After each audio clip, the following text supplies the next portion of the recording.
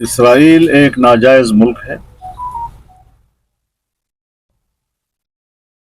اور اس کی حیثیت ایک قابض کی ہے، فلسطینیوں کی سرزمین ہو یا عرب سرزمین ہو۔ لیکن نیتن یاہو کہتا ہے کہ ہم دفاع کی جنگ لڑ رہے ہیں۔ کبھی دنیا میں دفاعی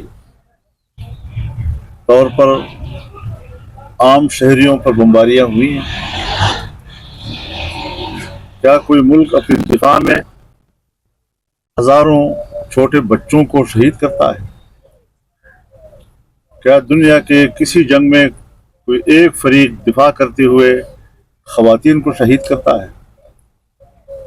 کیا کوئی ملک دنیا میں ہے کہ جنگ میں وہ بوڑھوں کو، جوانوں کو، جن کے پاس اسلحہ نہیں ہے، جو جنگ کا حصہ نہیں ہے، ان پر بمباریاں کریں اور 50,000 سے زیادہ شہداء جو پرامن شہری، ان کو جس طریقے سے ظلم و بربریت اور سفاکیت کا نشانہ بنایا گیا، یہ جنگی مجرم ہے اور عالمی عدالت انصاف نے اس کو گرفتار کرنے کا حکم دیا ہوا ہے۔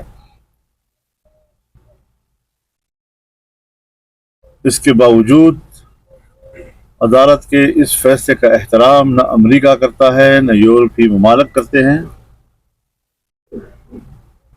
حکومتیں بھی ان جنگی جرائم کی پشت پناہی کر رہی ہیں، اور جو انسانی حقوق کی تنظیمیں ہیں، چاہے وہ اقوام متحدہ کی انسانی حقوق کا ادارہ ہو، چاہے جنیوا انسانی حقوق کنونشن کا ادارہ ہو، چاہے اس کا تعلق یورپی یونین کے ساتھ ہو، سب اس وقت جنگی جرائم کی فلسطینی عوام کے قتل عام میں اور فلسطین کے آبادیوں کو منہدم کرنے میں یہ سب ایک صف ہیں اور ایک ہی جرم کے مرتکب ہیں، اور ہم پاکستان میں لیڈنگ پوزیشن میں فلسطینیوں کے اس کاز کی حمایت میں میدان میں ہیں۔ ہم نے اس حوالے سے کراچی میں بہت بڑا ملین مارچ کیا، اور ہم نے تقریباً پچھلے تمام جو ہمارے اپنے پلیٹ فارم سے ملین مارچ تھے ان کے ریکارڈ توڑے۔ اس سلسلے میں اب 27 اپریل کو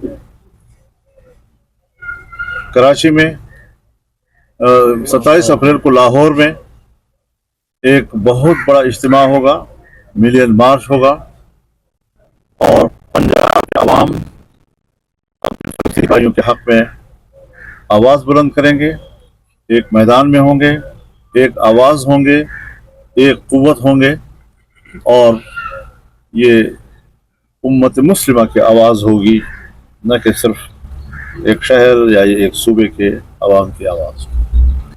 پشاور میں فلسطینیوں کے حق میں اور غزہ کے شہداء کو خراج عقیدت پیش کرنے میں کے لیے ملین مارچ ہوگا۔ اسی طریقے سے 15 مئی کو اسی عنوان سے کوئٹہ میں ملین مارچ ہوگا۔ پاکستان کی آواز اب دنیا تک پہنچتی ہے اور پورے امت مسلمہ کی آواز بن چکی ہے، جو مسلم دنیا کے حکمرانوں کو بھی جھنجھوڑ رہی ہے اور خود مسلم امہ کی آواز بھی بن رہی ہے۔ یہ شرف اگر پاکستان کو حاصل ہے، ہم ایک بار پھر پاکستانی قوم، پاکستان کا جو کاروباری طبقہ ہے، ساتھ کے مطابق مالی جہاد میں شریک ہوں۔ سیاسی طور پر میری مکمل سپورٹ ان کو ہونی چاہیے، آزادی کے حق کے لیے اپنی جنگ اور جدوجہد جاری رکھیں۔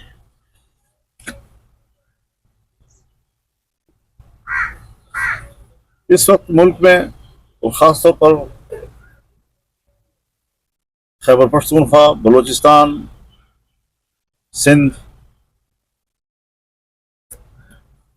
बदमनी की सूरत हाल अब नाकाबिल बयान है।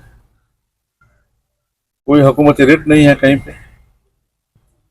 मुसल्लह तंजीमें, मुसल्लह गिरोह दनदनाते फिर रहे हैं और आम लोग ना अपने बच्चों को स्कूलों में भेज सकते हैं, ना इत्मीनान के साथ वो कोई बाल बच्चों के लिए कमा सकते हैं, मजदूरी कर सकते हैं। कारोबारी तबका जो है वो भी परेशान, जो मुंह मांगे बत्ते उनसे लिए जा रहे हैं। तो इस हवाले से हमारी हुकूमत की कारकर्दगी अब तक ज़ीरो है। किसी किस्म की कोई पेशरफ्त लोगों को रिलीफ देने में नहीं हो सकी है। इस बात को भी हमारी जमात उजागर करेगी और कर रही है, और ये मौक़िफ़ लिए हुए हैं हम कि हुकूमती या रियासती इदारे अवाम के जान माल को तहफ़्फ़ुज़ फ़राहम करने में मुकम्मल नाकाम नज़र आ रही है।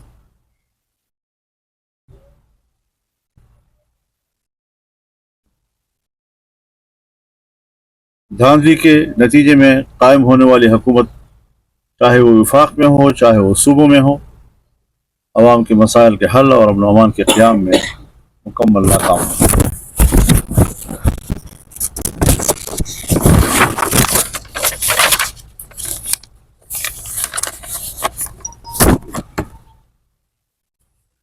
जमीयत उलमा इस्लाम को ये इम्तियाज़ हासिल है कि हमने 2018 के इंतखाबात को धांधलीज़दा करार दिया और नताइज तस्लीम नहीं किए, और हम इन असम्बलियों को अवाम की नुमाइंदा असम्बलियाँ नहीं कह सकते। इस बात पर जोर दे रहे हैं हम कि कौम को शफाफ और गैर जानिबदार इंतखाबात की ज़रूरत है।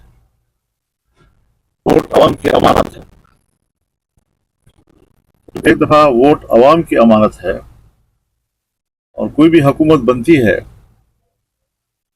तो उस हुकूमत के हाथ पर अगर अवाम की अक्सरियत बैत करती है तो उसके हक़ हुक्मरानी को कोई भी छीन नहीं सकता।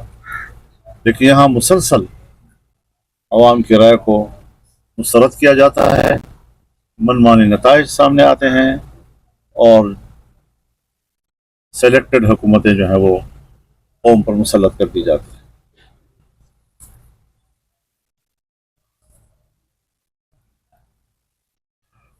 जमीयत उलमा इस्लाम ने यह फैसला भी किया है कि हम अपने ही प्लेटफॉर्म से सियासी जदोजहद जारी रखेंगे।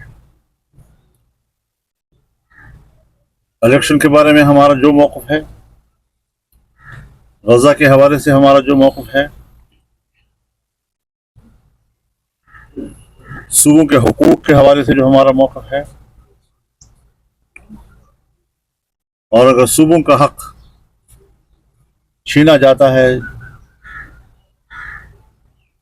तो हम सूबों के साथ खड़े होंगे।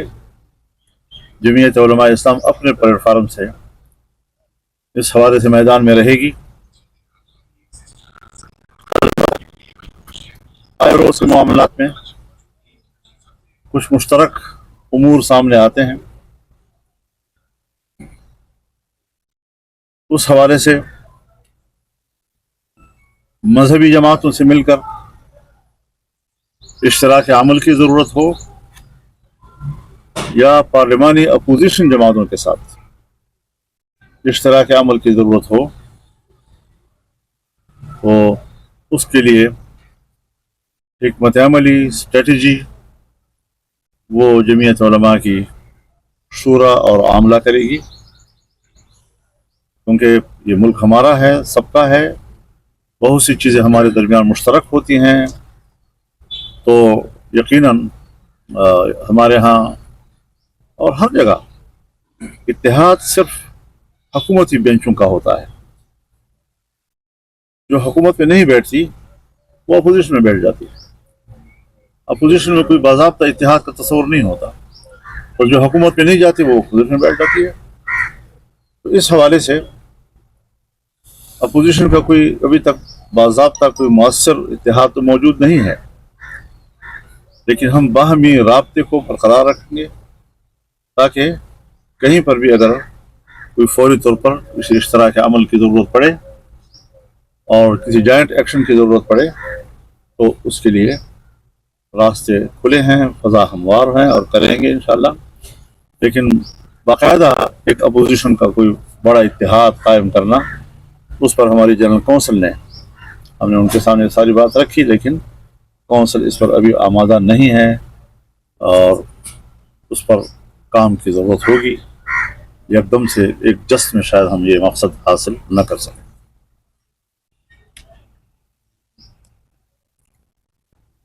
माइंस एंड मिनरल्स बिल जो सुबह खैबर पख्तूनख्वा में भी पेश किया जा रहा है, अभी तक पेश नहीं हुआ, या बलूचिस्तान में पेश कर भी दिया गया है और शायद पास भी हो चुका है। जमीयत उलमा इस्लाम की जनरल कौंसिल ने उसको मुस्तरद कर दिया। मैं ये भी वाज़ेह करता चलूँ कि हमारे बलूचिस्तान असम्बली में हमारे कुछ पार्लिमानी मेंबरान ने उसको वोट दिया है, तो उनसे बाज़ाब्ता तौर पर वजाहत तलब कर ली गई और उनको शोकाज नोटिस जारी कर दिए गए। फिर ज़ाहिर है कि उस उज़र को अगर कोई वाकई जायज़ उज़र है तो कबूल किया जा सकता है, अगर जमात मुतमईन न हुई तो फिर उनकी रुकनीत ख़त्म कर दी जाएगी। हमें इसकी कोई परवाह नहीं है कि असम्बली में हमारी तादाद घट जाएगी, हमारे मेंबरान की तादाद कम हो जाएगी। नहीं, उसूल होता है, और मैं मरकज़ी अमीर होते हुए भी पार्टी पॉलिसी से इन्हिराफ नहीं कर सकता, तो हमारे दूसरे साथी कैसे करेंगे। पार्टी नज़म सबसे अव्वलीन चीज़ है, उसके लिए किसी फ़र्द को कुर्बान किया जा सकता है लेकिन पार्टी को कुर्बान नहीं किया जा सकता।